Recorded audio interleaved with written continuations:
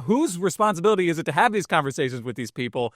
And B, how do you get them to understand that making these changes to your home can make aging in place a lot safer and a lot easier for them? The conversation really, I think, is a two-way street, or 360-degree circle. If you're a parent and you're going to stay in your home, I think it's a really good idea to start that conversation and let your family, let your kids know. Your mom in Florida, if she's going to stay put in Florida, I think she ought to be telling you, this is where I want to stay and this is where I want to live.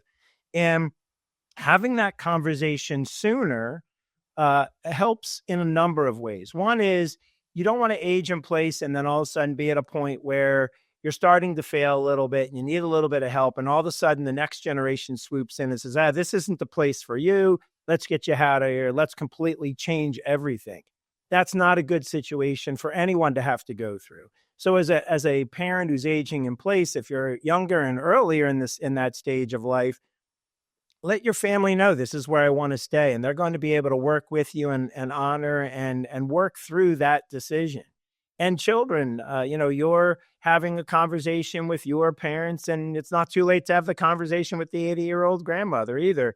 You want to be able to say, look, if you're going to stay here, these are the challenges you're going to face. You have to go up the steps every day, and you only have one bathroom in this house, and it's upstairs, or the laundry room is downstairs. And that's a real challenge. And we can make this house safer for you to get around. And there are things we can do, but we have to make some modifications, or at least be prepared for those modifications. Anytime you have a conversation in advance, when everybody's of sound mind, when everybody is more open to the conversation, and they kind of set the ground rules of what they want to keep and what they are willing to change. When you're in a position to comfortably have that conversation, you're going to be able to execute much better. And I always talk about putting a purpose to investments. This is the same thing, is you're putting a purpose to the plan. I'm going to stay in the house, so that's the investment I'm going to manage. And so what are we going to do to make that safe? You got to have that conversation sooner, not later. Otherwise, it's going to be, you're butting heads. You're taking the keys away from an older person.